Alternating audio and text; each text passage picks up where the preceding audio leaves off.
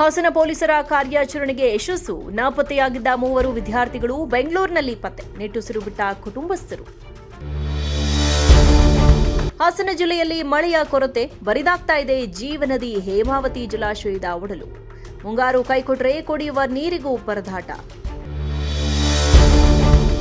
ಚನ್ನರಾಯಪಟ್ಟಣದಲ್ಲಿ June 11ರಂದು ರಾಷ್ಟ್ರೀಯ ಲೋಕ ಅದಾಲತ್.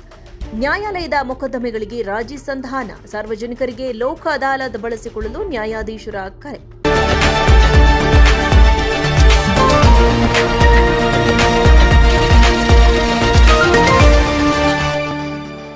ಹಾಸನ ತಾಲೂಕಿನ ಸೌದ್ರಳ್ಳಿ ಗ್ರಾಮದ ಪ್ರಸನ್ನ, ದೊಡ್ಡಬಸವನಹಳ್ಳಿ ಗ್ರಾಮದ ಅಮೃತ ಹಾಗೂ ಕಿತ್ತಾನಗಡಿಯ ಮೋಹನ್ ನಾಪತ್ತೆಯಾಗಿದ್ದ ವಿದ್ಯಾರ್ಥಿಗಳಾಗಿದ್ದು, ಸೋಮವಾರ ಬೆಳಗ್ಗೆ ಎಂದಿನಂತೆ ಶಾಲೆಗೆಂದು ಮನೆಯಿಂದ ಹೊರಟಿದ್ದ ಬಾಲಕರು ಸಂಜೆಯಾದರೂ ಮನೆಗೆ ಮರಳಲಿಲ್ಲ. ಈ ಸಂಬಂಧ ಹಾಸನ ಗ್ರಾಮಾಂತರ ಮತ್ತು ಗೊರೂರು ಪೊಲೀಸ್ ಠಾಣೆಗಳಲ್ಲಿ ಪ್ರಕರಣ ದಾಖಲಾಗಿತ್ತು.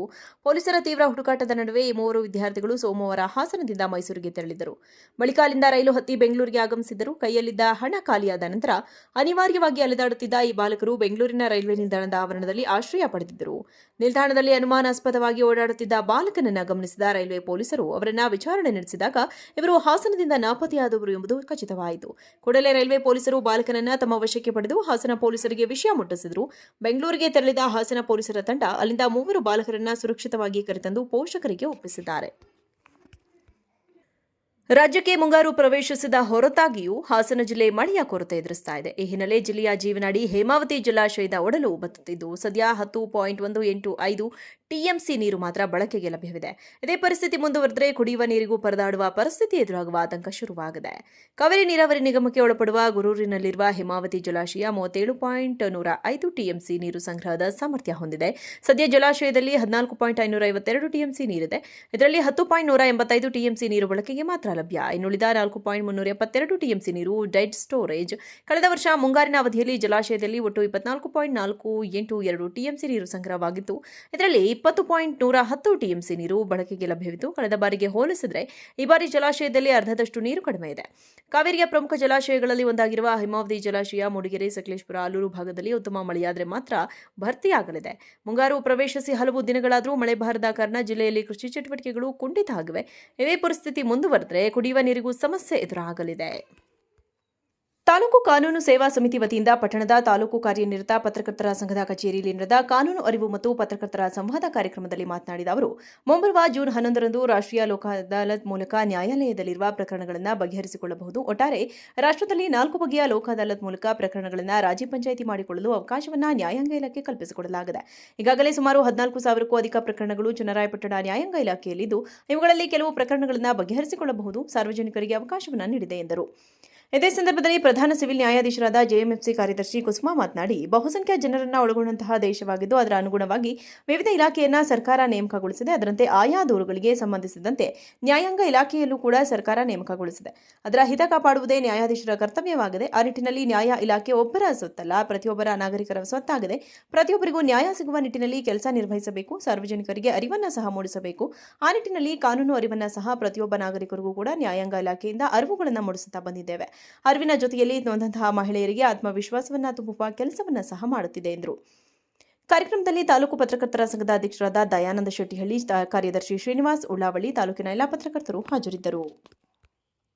ನಡೆಯುತ್ತೆ.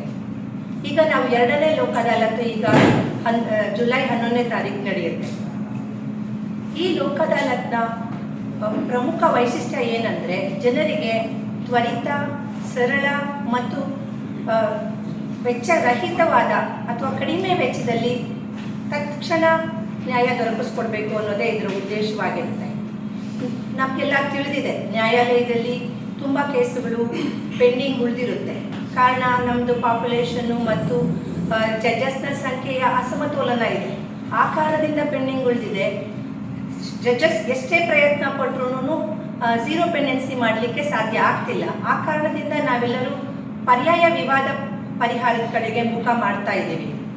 ಆ ನಿಟ್ಟಿನಲ್ಲಿ ಈ ರಾಷ್ಟ್ರೀಯ ಲೋಕ ಅದಾಲತ್ತು ಪ್ರಮುಖ ಹೆಜ್ಜೆಯಾಗಿದೆ. ಇಲ್ಲಿ ಎಲ್ಲ ಥರದ ಕೇಸುಗಳನ್ನು ನಾವು ಇತ್ಯರ್ಥಗೊಳಿಸಬಹುದು. ಇನ್ನೂ ಒಂದು ವಿಷಯ ಏನಂದರೆ, ಇಲ್ಲಿ ಕೋರ್ಟ್ನಲ್ಲಿ ಯಾವುದಾದ್ರೂ ಕೇಸ್ ನಡೆದ್ರೆ ಒಬ್ಬ ಪಕ್ಷಗಾರನಿಗೆ ಗೆಲುವಾಗುತ್ತೆ, ಒಬ್ಬ ಪಕ್ಷಗಾರನಿಗೆ ಸೋಲಾಗುತ್ತೆ. ಆದರೆ ಲೋಕ ಅದಾಲತ್ನಲ್ಲಿ ವಿನ್ ಟು ವಿನ್ ಸಿಚುಯೇಷನ್ ಇರುತ್ತೆ. ಜುಲೈ 11ನೇ ತಾರೀಕು ಈ ಒಂದು ಬೃಹತ್ ಲೋಕ ಅದಾಲತನ್ನು ಹಮ್ಮಿಕೊಳ್ಳಲಾಗಿದೆ. ಇಡೀ ರಾಷ್ಟ್ರದಾದ್ಯಂತ ಈ ಒಂದು ಕಾರ್ಯಕ್ರಮವನ್ನು ಹಮ್ಮಿಕೊಳ್ಳಲಾಗಿದೆ. ಅದು ಎಲ್ಲರಿಗೂ ಗೊತ್ತಿರುವಂಥ ವಿಚಾರ. ಈ ಒಂದು ವಿಚಾರ ಅದನ್ನು ನಮ್ಮಲ್ಲೇ ಹೇಳಿದೆ, ಅದು ಜನಸಾಮಾನ್ಯರಿಗೂ ಅದು ತಲುಪಬೇಕು ಅನ್ನೋದು ನಮ್ಮ ಮೂಲ ಉದ್ದೇಶ ಆಗಿದೆ. ನಿಮ್ಮ ಮೂಲಕ ಅಂದರೆ ಹೆಚ್ಚಿನ ಪ್ರಚಾರವನ್ನು ನೀಡುವುದರ ಮೂಲಕ ಎಲ್ಲ ಇದರಲ್ಲಿ ಪತ್ರಿಕೆಗಳಲ್ಲಿ ಈ ಒಂದು ಕಾರ್ಯಕ್ರಮದ ಬಂದರೆ ಲೋಕ ಅದಾಲತ್ ಬಗ್ಗೆ ಪ್ರಚಾರ ನೀಡುವುದರ ಮೂಲಕ ಜನಸಾಮಾನ್ಯರಿಗೂ ಈ ಥರ ನಡೆಯುತ್ತೆ ಅನ್ನೋ ತಿಳುವಳಿಕೆಯನ್ನು ನೀಡಬೇಕು ಅಂತ ಕೇಳ್ಕೊಂತ ಕೇಳ್ತಿದ್ದಾರೆ. ಮೇಡಮ್ ಆಲ್ರೆಡಿ ಅಪೀಲ್ ಹಾಕಿದ್ದಾರೆ, ಅದನ್ನು ಮುಂದುವರಿಸ್ತಾ ಅದೇ ರೀತಿ ನಾನು ಅದನ್ನೇ ಕೇಳ್ಕೊತೀನಿ ಕಾರ್ಯದರ್ಶಿಯಾಗಿ, ಇವತ್ತು ಕಾನೂನು ಸೇವೆಗಳ ಕಾರ್ಯದರ್ಶಿಯಾಗಿ ಆ ಒಂದು ಅದಾಲತಲ್ಲಿ ಹೆಚ್ಚಿನ ಸಂಖ್ಯೆಯ ಒಂದು ಕೇಸುಗಳನ್ನು ಅಂದರೆ ಯಾವ ವೆಚ್ಚಗಳನ್ನು ಇತ್ಯರ್ಥಪಡಿಸ್ಕೊಳ್ಳಿ ಅಂತ ಹೇಳಿ ತಮ್ಮ ಗ್ರಾಮೀಣಾಭಿವೃದ್ಧಿ ಇಲಾಖೆಯಲ್ಲಿ ಹುದ್ದೆಗಳ ಭರ್ತಿಗೆ ಕ್ರಮ. ಬೆಂಗಳೂರಿನಲ್ಲಿ ಗ್ರಾಮೀಣಾಭಿವೃದ್ಧಿ ಮತ್ತು ಪಂಚಾಯತ್ ರಾಜ್ ಇಲಾಖೆಗಳಲ್ಲಿ ಖಾಲಿ ಇರುವ ಹುದ್ದೆಗಳನ್ನು ಭರ್ತಿ ಮಾಡುವ ನಿಟ್ಟಿನಲ್ಲಿ ಸರ್ಕಾರ ಮಹತ್ವದ ಹೆಜ್ಜೆ ಇರಿಸಿದ್ದು, ಇಲಾಖೆಯಲ್ಲಿನ ವಿವಿಧ ಹಂತದ 4,000 ಹುದ್ದೆಗಳನ್ನು ಭರ್ತಿ ಮಾಡಲು ಕ್ರಮ ಕೈಗೊಳ್ಳುವಂತೆ ಸಚಿವ ಈಶ್ವರ್ ಖಂಡ್ರೆ ಅವರು ಅಧಿಕಾರಿಗಳಿಗೆ ಕಟ್ಟುನಿಟ್ಟಿನ ಸೂಚನೆ ನೀಡಿದ್ದಾರೆ. ಇಲಾಖೆಯ ಉನ್ನತಾಧಿಕಾರಿಗಳೊಂದಿಗೆ ಸಭೆ ನಡೆಸಿದ ಸಚಿವರು ಆಡಳಿತಾತ್ಮಕ ಚಟುವಟಿಕೆಗಳನ್ನು ಚುರುಕುಗೊಳಿಸಲು ಅಗತ್ಯವಿರುವ ಸಿಬ್ಬಂದಿ ನೇಮಕಾತಿಗೆ ಆದ್ಯತೆ ನೀಡುವಂತೆ ನಿರ್ದೇಶನ ನೀಡಿದ್ದು, ಗ್ರಾಮೀಣಾಭಿವೃದ್ಧಿ ಮತ್ತು ಪಂಚಾಯತ್ ರಾಜ್ ಇಲಾಖೆಯಲ್ಲಿ ಒಟ್ಟು 25,540 ಹುದ್ದೆಗಳು ಮಂಜೂರಾಗಿದ್ದು, ಈ ಪೈಕಿ ಪ್ರಸ್ತುತ 8,770 ಹುದ್ದೆಗಳು ಖಾಲಿ ಇವೆ. ಈ ಹುದ್ದೆಗಳ ನೇಮಕಾತಿ ಪ್ರಕ್ರಿಯೆಯನ್ನು ಪಾರದರ್ಶಕವಾಗಿ ನಡೆಸಲು ಕರ್ನಾಟಕ ಲೋಕಸೇವಾ ಆಯೋಗ ಹಾಗೂ ಕರ್ನಾಟಕ ಪರೀಕ್ಷಾ ಪ್ರಾಧಿಕಾರದ ಮೂಲಕ ಭರ್ತಿ ಮಾಡಲು ತೀರ್ಮಾನಿಸಲಾಗಿದೆ ಎಂದು ತಿಳಿಸಿದ್ದಾರೆ. ನಾವು ಈ ಒಂದು ಸಭೆಯಲ್ಲಿ ನೋಡಿದಾಗ ಎ ವರ್ಗದ 268 ಹುದ್ದೆಗಳು, ಬಿ ವರ್ಗದ 1,079 ಹುದ್ದೆಗಳು, ಸಿ ವರ್ಗದ 5,294 ಹುದ್ದೆಗಳು, ಡಿ ವರ್ಗದ 2,121 ಹುದ್ದೆಗಳು ಇವು ಖಾಲಿ ಇದೆ. ಎ ವರ್ಗದ 268 ಹುದ್ದೆಗಳು, ಬಿ ವರ್ಗದ 1,079 ಹುದ್ದೆಗಳು, ಸಿ ವರ್ಗದ 5,294 ಹುದ್ದೆಗಳು, ಡಿ ವರ್ಗದ 2,000. ಹೇಮಾವತಿ ಎಕ್ಸ್ಪ್ರೆಸ್ ಲಿಂಕ್ ಕೆನಲ್ ಯೋಜನೆಗೆ ನನ್ನ ವಿರೋಧವಿದ್ದು, ಯಾವುದೇ ಕಾರಣಕ್ಕೂ ಹೇಮಾವತಿ ಎಕ್ಸ್ಪ್ರೆಸ್ ಕೆನಲ್ ಕಾಮಗಾರಿ ಕೆಲಸವನ್ನು ಮತ್ತೆ ಮಾಡಬಾರದೆಂದು ಈಗಾಗಲೇ ಮುಖ್ಯಮಂತ್ರಿಗಳ ಜೊತೆ ಮಾತನಾಡಿದ್ದೇನೆ ಎಂದು ಶಾಸಕ ಎಸ್ಆರ್ ಶ್ರೀನಿವಾಸ್ ತಿಳಿಸಿದ್ದಾರೆ. ಗುಬ್ಬಿ ತಾಲೂಕಿನ ಮದನಘಟ್ಟ ಸಾರಿಗೆ ಪಾಳ್ಯ ಗೇಟ್ ಬಳಿ ಗ್ರಾಮೀಣಾಭಿವೃದ್ಧಿ ಮತ್ತು ಪಂಚಾಯತ್ ರಾಜ್ ಇಲಾಖೆಯ ವತಿಯಿಂದ ಅಂದಾಜು 5 ಕೋಟಿ ವೆಚ್ಚದ ಸಿಸಿ ರಸ್ತೆ ಮತ್ತು ಒಳಚರಂಡಿ ರಸ್ತೆ ಅಭಿವೃದ್ಧಿ ಕಾಮಗಾರಿಗೆ ಭೂಮಿ ಪೂಜೆ ಮಾಡಿ ಮಾತನಾಡಿದ ಅವರು, ಹೇಮಾವತಿ ನೀರು ಗೊರೂರು ಜಲಾಶಯದಿಂದ ಈ ಭಾಗಕ್ಕೆ ಹರಿಯಲಿದ್ದು, ಇನ್ನೂ 20 ಕಿಲೋಮೀಟರ್ನಷ್ಟು ನೀರು ಹೋಗಲು ಯಾವುದೇ ತೊಂದರೆ ಇಲ್ಲ. ಲಿಂಕ್ ಕೆನಲ್ ಮಾಡುವ ಬದಲು ನಾಲೆ ಅಗಲೀಕರಣ ಮಾಡಿ ನೀರು ತೆಗೆದುಕೊಂಡು ಹೋಗುವುದು ಸೂಕ್ತ. ತಾಲೂಕಿನಲ್ಲಿ ಕೃಷಿ ಚಟುವಟಿಕೆಗಳಿಗೆ ವಿದ್ಯುತ್ ಪರಿವರ್ತಕಗಳ ಸಂಖ್ಯೆ ಹೆಚ್ಚಾಗುತ್ತಿರುವುದರಿಂದ ವಿದ್ಯುತ್ ಸಮಸ್ಯೆ ಕಂಡು ಬರ್ತಾ ಇದೆ. ವಿದ್ಯುತ್ ಉಪಸ್ಥಾವರ ಘಟಕಗಳನ್ನು ಹೆಚ್ಚಿಸುವುದರಿಂದ ಈ ಸಮಸ್ಯೆ ಬಗೆಹರಿಯಲಿದೆ ಎಂದು ತಿಳಿಸಿದರು. ಈ ಸಂದರ್ಭದಲ್ಲಿ ಪಂಚಾಯತ್ ಅಭಿವೃದ್ಧಿ ಅಧಿಕಾರಿಗಳಾದ ರವಿ, ಗ್ರಾಮ ಪಂಚಾಯಿತಿ ಮಾಜಿ ಸದಸ್ಯರಾದ ನಂದೀಶ್, ನಿಜಗುಡಪ್ಪ, ಮುಖಂಡರಾದ ರಂಗಸ್ವಾಮಿ ಸೇರಿದಂತೆ ಮತ್ತಿತರರು ಉಪಸ್ಥಿತರಿದ್ದರು. ಗಲಾಟೆ ಮಾಡಬೇಡಿ ಹಿಂದೂ ತಾಳಲ್ಲಿ ಸಂಜೆಯಲ್ಲಿ ಹಾಕಿದ್ವಿ. ಅದನ್ನು PMGS ಪೂರ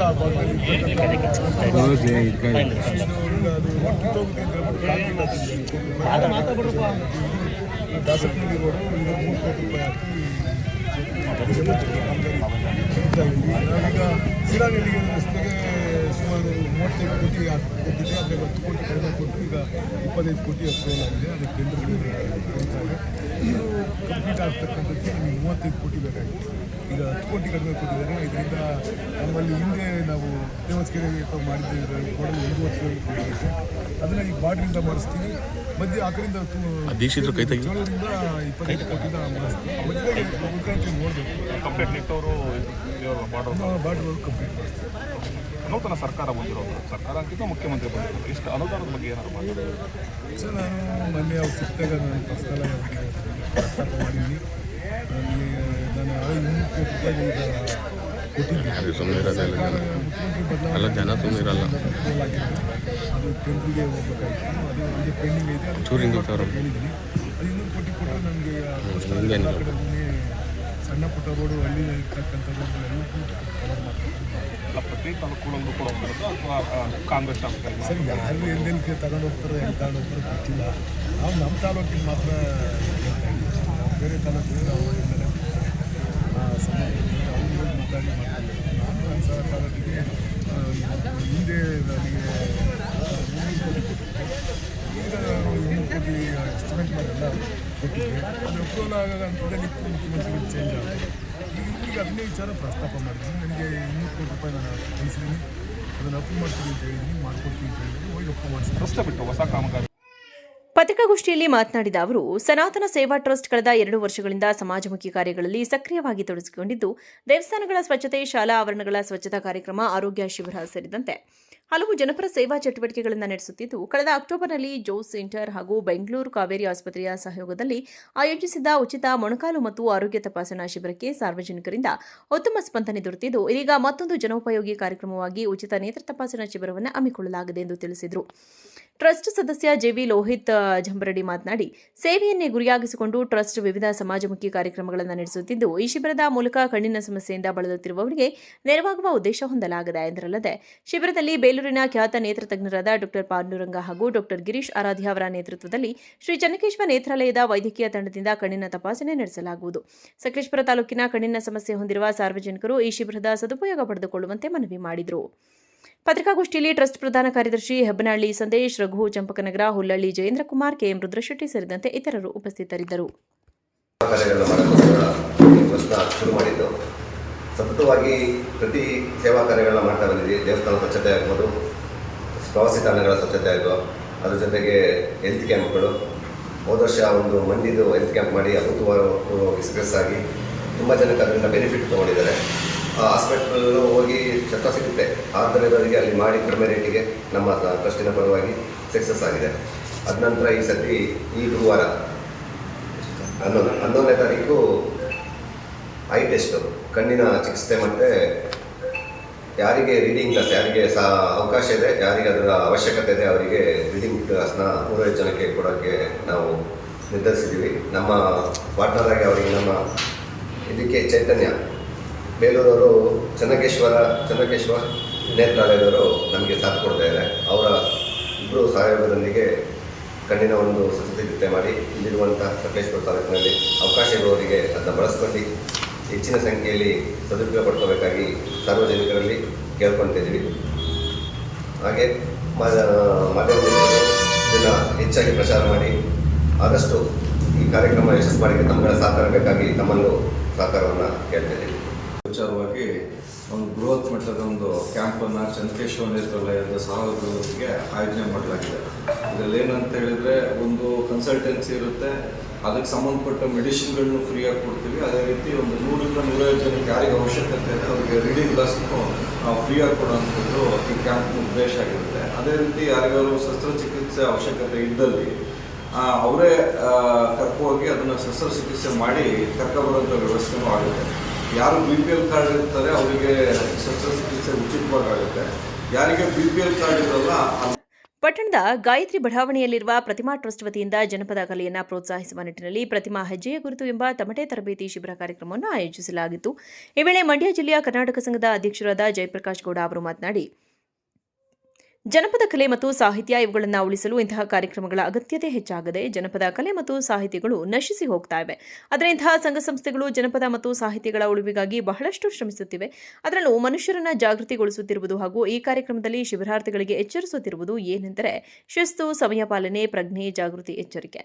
ಇವುಗಳನ್ನು ಸಹ ಇಂತಹ ಶಿಬಿರಾರ್ಥಿಗಳು ಬಹಳಷ್ಟು ವಿಷಯಗಳನ್ನು ಕಲಿಯಬಹುದಾಗಿದೆ.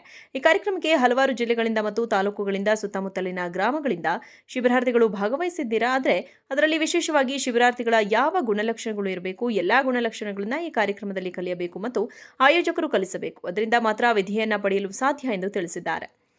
ಕಾರ್ಯಕ್ರಮದಲ್ಲಿ ರಸ್ತೆ ಸಾರಿಗೆ ರಾಜ್ಯಾಧ್ಯಕ್ಷ ಮಲ್ಲಿಕಾರ್ಜುನ, ಶ್ರೀ ಆದಿಚುಂಚನಗಿರಿ ಪ್ರಥಮ ದರ್ಜೆ ಕಾಲೇಜಿನ ನಿವೃತ್ತ ಪ್ರಾಂಶುಪಾಲ ತಮ್ಮಣ್ಣಗೌಡ, ಮಂಡ್ಯ ಜಿಲ್ಲೆಯ ರೈತ ಸಂಘದ ಮುಖಂಡ ಜಯರಾಮ್, ಚನ್ನರಾಯಪಟ್ಟಣ ಕರ್ನಾಟಕ ಸಂಘದ ಅಧ್ಯಕ್ಷ ಆದಿಶೇಷ್ ಕುಮಾರ್ ಸೇರಿದಂತೆ ಇತರರು ಹಾಜರಿದ್ದರು.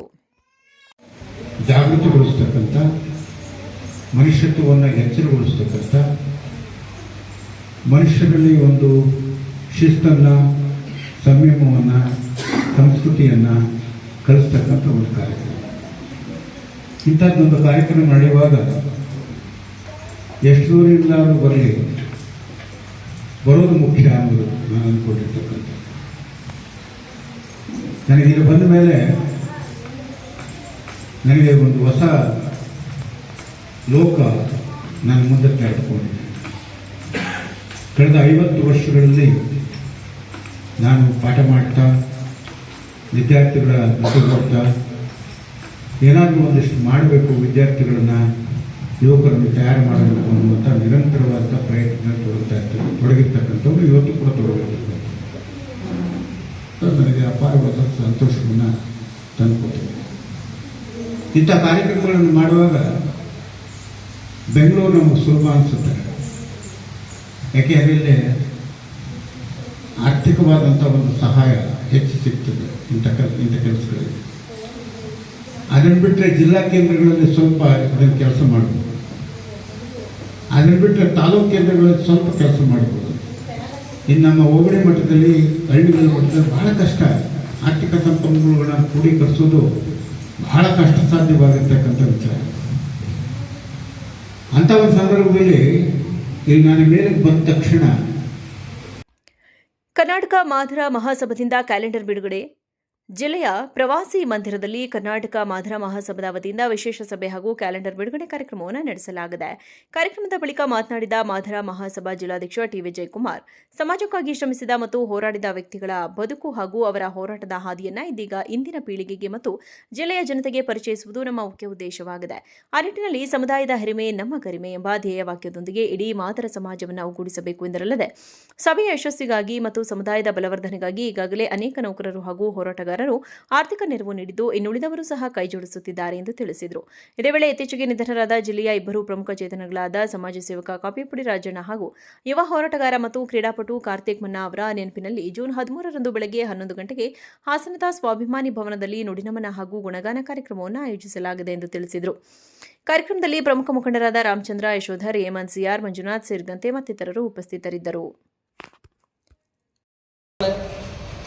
ಈ ದಿನ ನಮ್ಮ ಜಿಲ್ಲೆಯ 2 ಕ್ಷೇತ್ರಗಳನ್ನು ನಾವು ಕಳ್ಕೊಂಡಿದ್ದೀವಿ.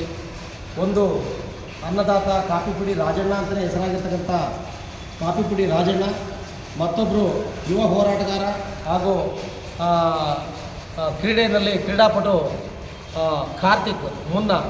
ಇವರು 2 ಜನರ ನುಡಿನಮನ ಕಾರ್ಯಕ್ರಮವನ್ನು ಮಾಡುವ ಸಂದರ್ಭದಲ್ಲಿ ಈಗಾಗಲೇ ನಮ್ಮನ್ನು ಅಗಲಿರ್ತಕ್ಕಂಥ ಚೆನ್ನಗಯ್ಯ ಮತ್ತು ಶಿವಮ್ಮ ಸಾಲಿ ಅವ್ರನ್ನ ನೆನ್ಕೊಳ್ಳೋದ್ರ ಮುಖೇನ ನಾವು ಸ್ವಾಭಿಮಾನಿ ಭವನದಲ್ಲಿ ದಿನಾಂಕ 13/6/2026 ಶನಿವಾರ ಬೆಳಗ್ಗೆ 11 ಗಂಟೆಗೆ ಕಾರ್ಯಕ್ರಮವನ್ನು ಮಾಡ್ತಿದ್ದೇವೆ.